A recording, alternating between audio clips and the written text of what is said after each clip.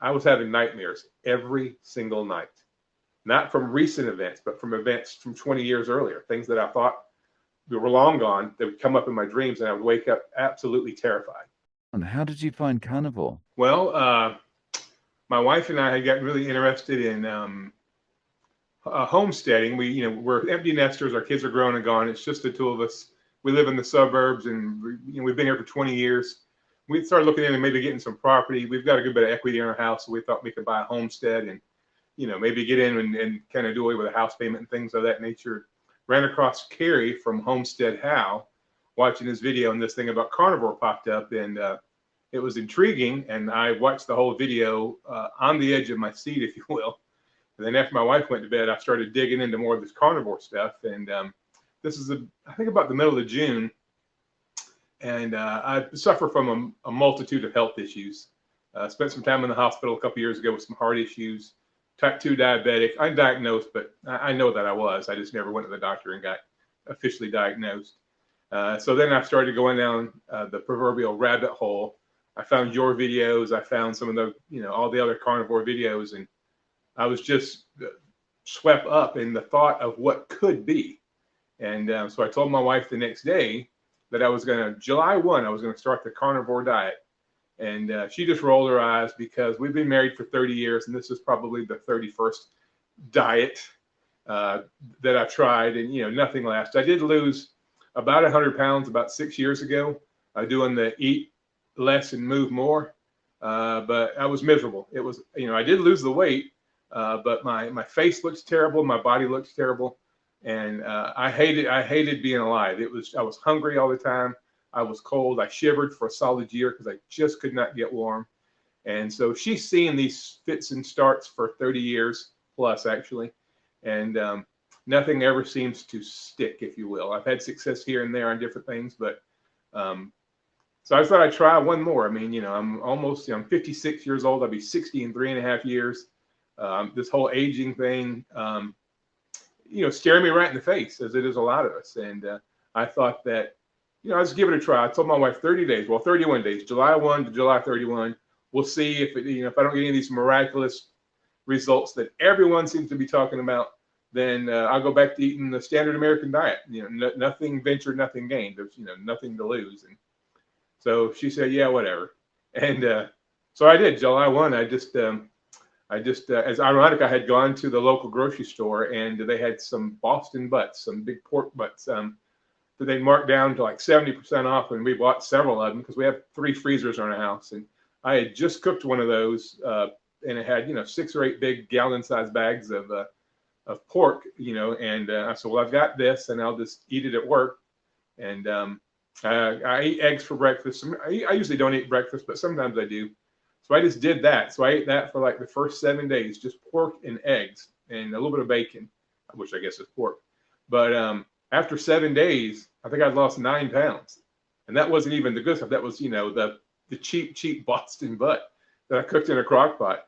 And I was like, wow, there really could be something here. So watched a few more videos, did a deeper dive, looked at the lion diet and things like that. And so kind of moved over to ground beef. But our budget is a concern for us. I can't go out and have ribeyes every day. I'm not in that position right now. So I started getting some ground beef and, getting the 80-20 or the 73-27, the big tubes, if you will, of ground beef that are a little cheaper, maybe a couple bucks a pound. Sorry. And I just started doing that. And it was working. It was just, almost every day I saw something different in the mirror. I felt different. I suffered horribly from osteoarthritis in my right hip and my left knee, and some kind of mystery pain in the top of my left foot that I had no idea what brought it up. It wasn't gout because I could match on my foot. It didn't hurt. But if I put any weight on my foot, it was just miserable. And I work on my feet. I work at Lowe's Home Improvement Store, and I work 10-hour shifts 4 days a week.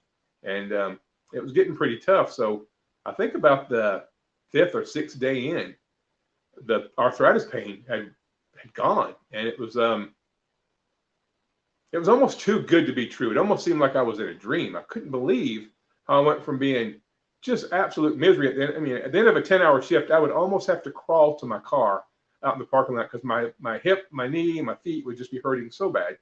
And literally within the first 10 days, that had completely gone. And that's eating, not the lion diet, and I did have a couple of cheats in there, which we can get into that, but just a couple. And even with that, the results were miraculous. So July 31st came, and I said, well, August, I'll just do it for August, and we'll see what happens. And I watch a lot of carnivore stuff, so my wife asked me to go upstairs, and she's kind of sick of it because, like a lot of people, I've just gone in whole, 100%. And all I watch on TV is the YouTube with Carnivore, all your videos, of course, and a lot of the others too. And but she can't deny how different I look and how different I feel in my different approach to just the everyday. So that's kind of how I found Carnivore. If it hadn't been for the homestead thing, I don't know if I would have ever ran across it. But how is your wife with it now? She hasn't taken it up at all? She, if I turn on, a Carnivore thing, we have a TV downstairs and a TV upstairs. If I turn on a Carnivore thing, she rolls her eyes, puts her headphones on, and goes on her phone or whatever.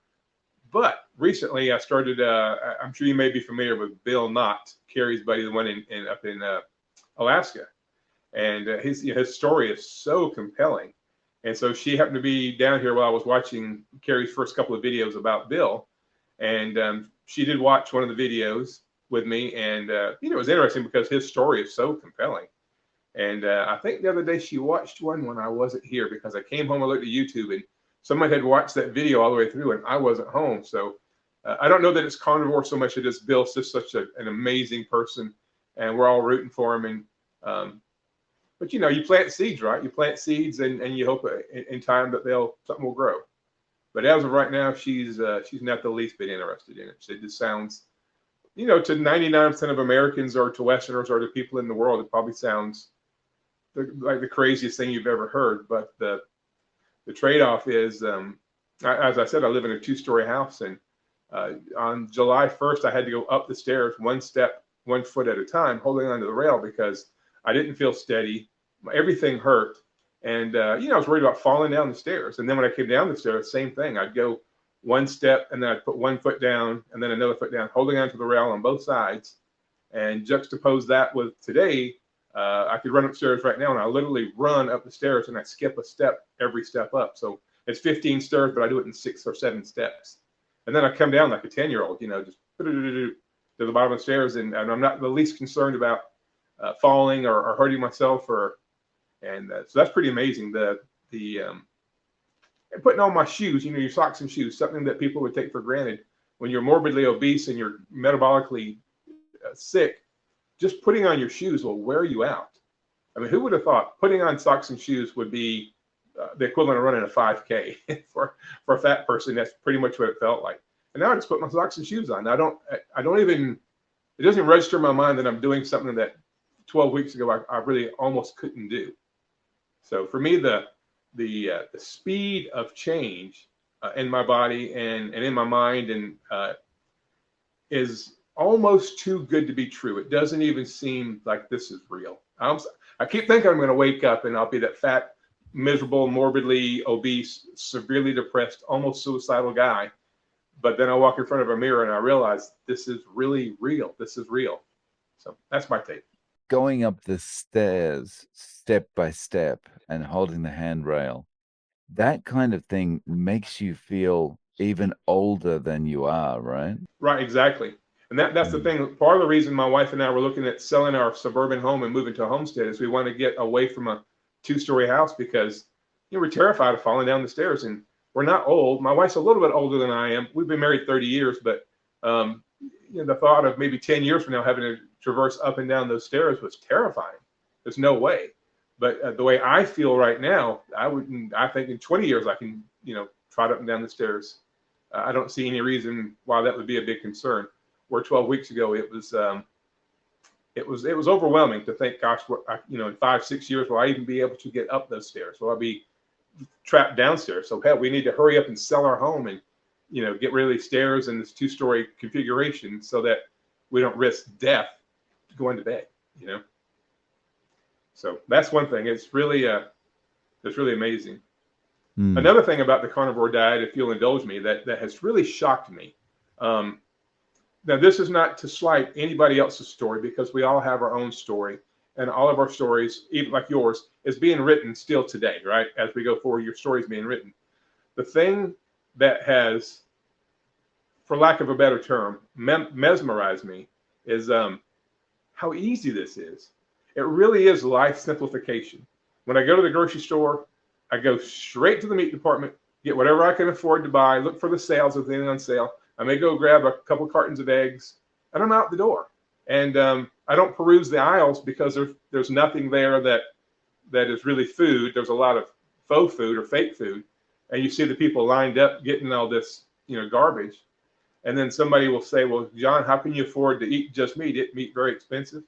And to their point, it is. It is more expensive to eat meat than to eat Pop-Tarts or to eat cornflakes.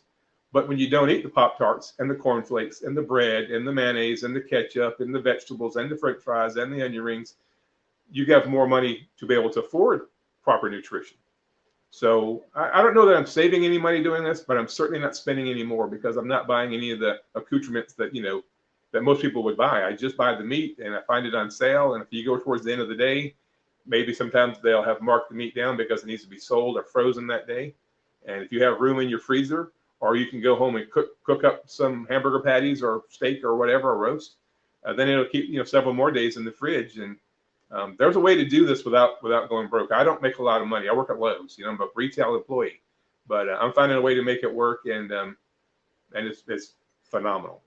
And it hadn't really affected my budget that I can tell, up or down.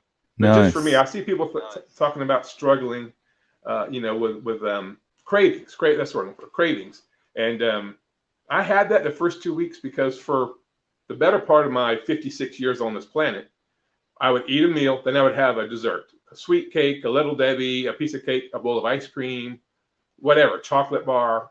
And so the first couple of weeks when I would eat a meal, it's a habit. It's a habit that's been born over probably 50 years of eating a meal and having a sweet. So it felt really weird. Now, I get through eating. What do I do now? I mean, I don't have any cake or ice cream or chocolate bars or whatever. So that took some getting used to. But after a couple of weeks, I didn't think about it anymore.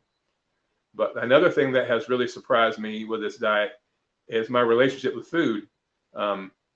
I don't think about food. I would be eating breakfast thinking about what's for lunch.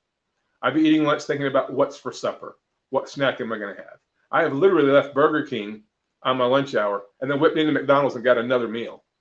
And I've had Krispy Kreme donuts. I would eat a dozen Krispy Kreme donuts as a snack. So my digestive system my metabolic system was just completely overwhelmed for a lot of years. And the fact that I've reversed probably 75% of that in 12 weeks is, to your point, it almost seems magical. It almost seems, sorcery. I don't know what else to say. Is it interesting when you talk about the Krispy Kreme donuts, right? Like, you eat those 12 donuts, you enjoy the taste of eating them, but once you've actually finished, you don't feel good, right? And you just can't stop eating them. It's you are poisoning yourself, because of the feeling you have, but you just can't stop. That's right. And that's I watched the video earlier today talking about actually it was on the 24-hour live feed. It's actually going on right now. I've got it muted in the background. So I don't know when you're going to show this video, but this is the day that they did the 24-hour live, Carrie and them. And there was a person on there talking about, it was the eye doctor. I don't remember her name off the top of my head, but she talked about how unbelievably addictive sugar is. More addictive than cocaine, heroin, probably crack, some of the other illicit drugs that would kill you. And they've done brain scans on people, and when they give them sugar, the brain lights up that if they would give a drug addict heroin. And so it's really I used to be very critical of drug addicts and alcoholics, and they go, wow, they have no self-control, they can't do this, without looking in the mirror, realizing that I was just as addicted to a substance that was legal versus illegal. But the addiction was just the same. I actually had a talk several years ago with my pastor at church about that, about how I was so critical of drug addicts. How could a person let themselves get this way? And I was 325 pounds and had probably had 4 biscuits on the way to church to tell him about other people's addictions. So you got to look in the mirror, because sugar is very addictive, and it gets a hold of people. And for some people, it shortens their life or it destroys their life. And how unfortunate is that a substance that's put in darn near everything that's on the grocery store shelves is so harmful yet so addictive. So to your point, I would eat a dozen donuts, and then within 30 or 40 minutes, I could eat again. It was not satiating to my body at all. And then I would, an hour later, I wouldn't really remember eating the donuts. I didn't have a relationship with food that even connected. So now if I eat a big old ribeye, or if I eat a roast or a chuck steak or whatever, I don't think about food at all for, right now, it's been 27, 28 hours since I ate. And I hadn't even thought about food. I mean, that's another big dichotomy, really, that how I thought about food incessantly 12 weeks ago, and how I don't think about it at all now. And one thing that may be a positive or maybe a negative, I'm not, the jury's still out. I don't feel hungry anymore. And I don't know if that's because my ghrelin and leptin, the hormones that signal satiety and hunger, are so screwed up.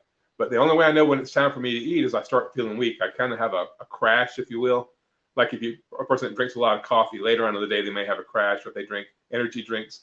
So I'll be going along, and then all of a sudden I just feel really tired and really my arms feel heavy. And if I eat, especially if I eat some fat, it's almost like you put new batteries in the toy, and I'm ready to go again.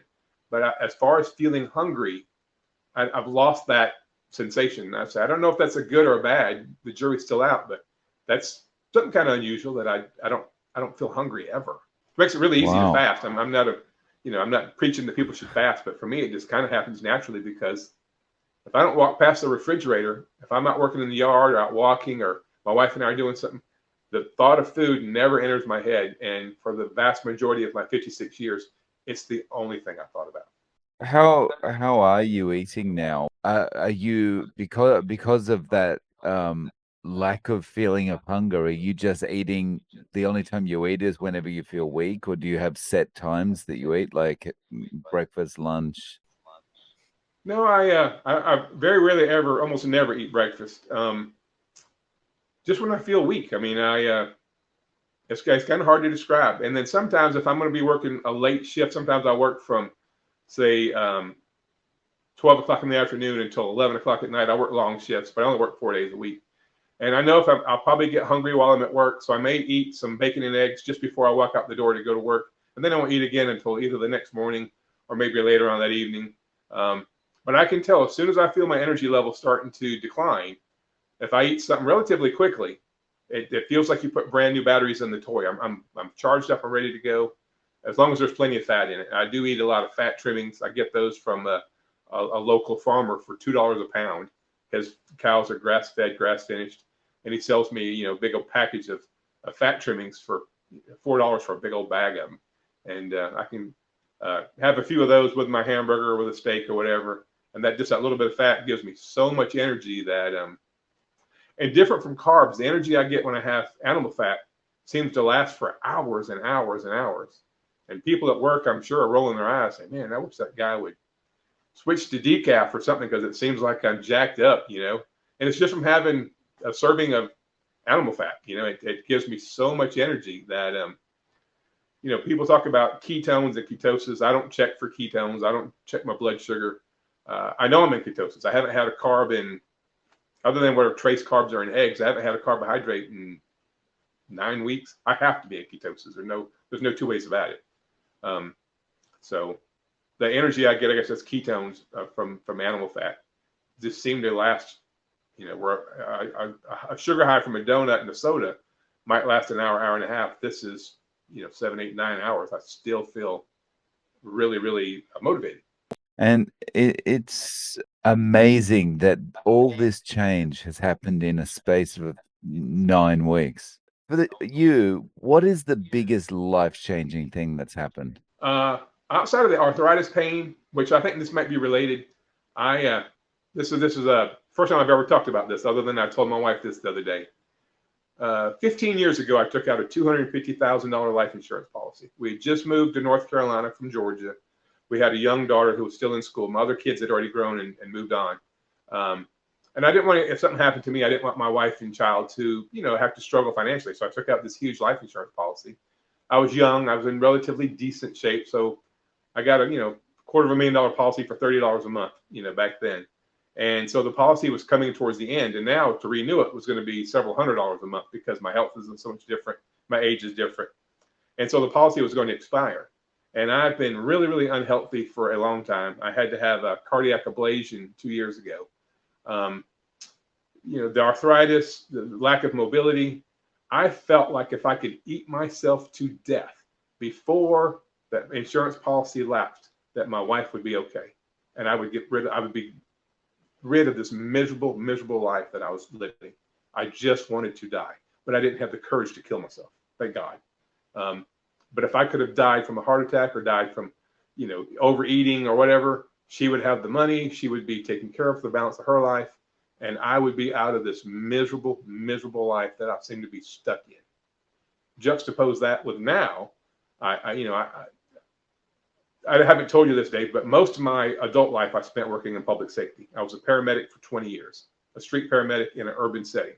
So I have seen the absolute worst of humanity. I've seen every way a person can die or be injured or trauma, burned. I've seen it all. I've dealt with it all. And I've had 13, at last count, 13 coworkers who have taken their own lives. And so I started having, before I got out of that line of work, I guess about 8 years ago. I was having nightmares every single night, not from recent events, but from events from 20 years earlier, things that I thought were long gone. They would come up in my dreams and I would wake up absolutely terrified. So I was at the point in life where I did not want to go to sleep. So I became sleep deprived because I didn't want to go to sleep because I didn't want to experience those nightmares. And even after I left the first responder industry, for another year or so, I continued to have nightmares, but eventually they subsided. And then I would maybe not dream at all. But since I started Carnivore, the craziest thing has happened, and this is something I haven't heard any other carnivore talk about. I'd like to know if anybody has a similar experience. I have the most amazing dreams. When I go to sleep at night, it's like I bought a ticket to a movie. I dream about things with my wife and my kids, and sometimes it's funny, and sometimes it's a vacation, and it's every single night. And sometimes it's romantic. I mean, my wife and I have been married for 30 years, and we've had a chance to travel and do a little bit of stuff, and sometimes those memories show up in my dreams. And sometimes my mother, who I was very close with, she passed away about 5 years ago. Sometimes she's in my dreams, and we're going to a concert or we're going to a movie. And so going from not wanting to sleep to looking forward to going to sleep because I want to see what the movie is tonight is amazing. And it's every single night, and it's every time it's amazing. I wake up just in the best mood because I just experienced maybe the best movie that I've been to in a while. And it's just a dream, and it's unusual, but it's so refreshing to be able to. And I sleep deep. Obviously, if I'm dreaming, I'm in a really deep sleep, which is good. It's restful, restorative sleep. And so that's one thing I haven't heard anyone else, any other carnivore, and I've watched probably 1,000 hours of carnivore content now. But the dreams I have are just amazing, and it's so much fun. And so that you apply that to the way I see the world and the way I view life now versus 12 weeks ago when I was praying to die, is I want to live, and I want to share this message with other people because I know there's somebody else out there, whether they worked in the medical industry or they whatever, would love to experience what I experience every minute of every day. It's just phenomenal. So on that point, what would it take for you to go back to the old way of eating? $1 million? What would be the thing that would entice you to go back to eating a regular diet? I don't know that such a thing exists. I really don't. I don't know what the motivation would be to go back to that unbelievably deep, dark depression. When a human being wants to die, that's you can't get any lower than that. How much lower can you go than wanting to die? And I don't know what would the motivation be to give up this this now for what I was before. I mean, there's not a chocolate pie, there's not a apple pie, there's not a candy bar, there's nothing out there that would taste anywhere near as sweet as day-to-day life tastes right now. So there's not, I don't, this is going to be how it's going to be until I die. And my big thing now that I'm really focused on is longevity. My father is 81 years old. He's a cattle farmer, ironically, in Georgia, and he's the most vibrant, active. This man works 7 days a week, and he's 81. He retired from the VA hospital as a registered nurse many, many years ago. Bought a cattle farm, and he and his brother-in-law, my stepmom's brother, run this 200-acre cattle farm right by themselves. And he's not slowing down. He's 81. So I have the ability, I think, from a genetic standpoint, maybe to have some longevity. You couple that with the proper human diet, moving my body, working out, sleeping well, de-stressing. Could I live to be 105, 110? We'll see. So you mentioned at work that people are like, won't this guy slow down? You know, because you've got so much energy. What kind of comments have you received from people at work? Because obviously there's physical changes. Are people noticing things? Oh yeah, it's kind of, I work with the same group of people every day, so the change has been kind of gradual. But if I go a week or so when my schedule doesn't line up with another coworker, then when our schedules do line up and they see me, they're like, "Dang, you look even different than you did a week ago." So that positive feedback feels really good.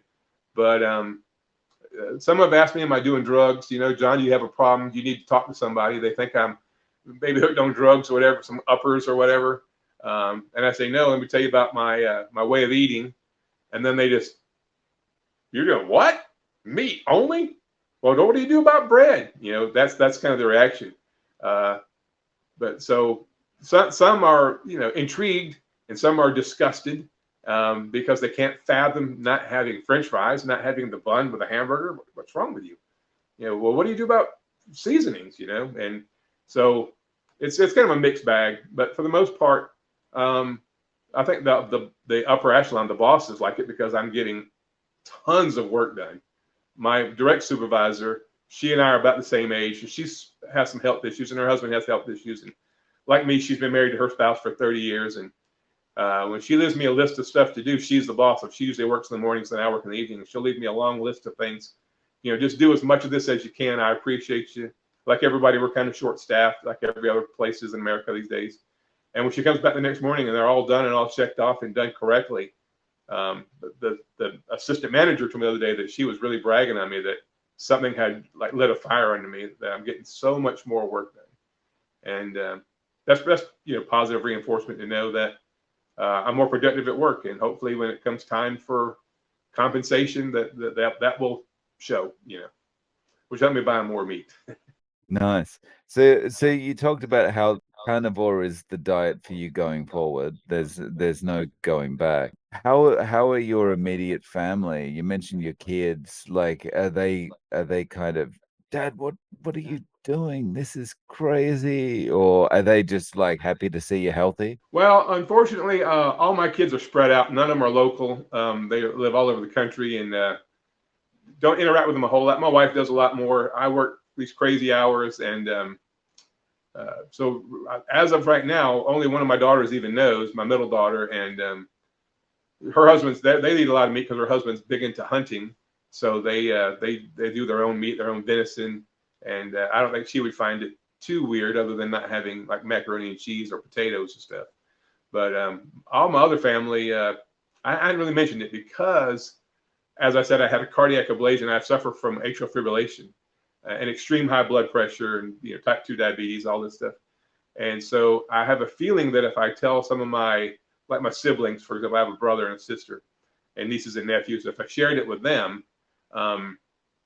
they would be concerned. What about your heart? Didn't you go through all this problem with your heart 2 years ago? What are you thinking? Aren't you going to get a heart attack and die? And my wife and I, we moved away. We don't live near we have no family here. We live in North Carolina, and my wife is an only child, and both her parents are long passed away. And then my siblings live in Georgia, and I don't see them very often, unfortunately.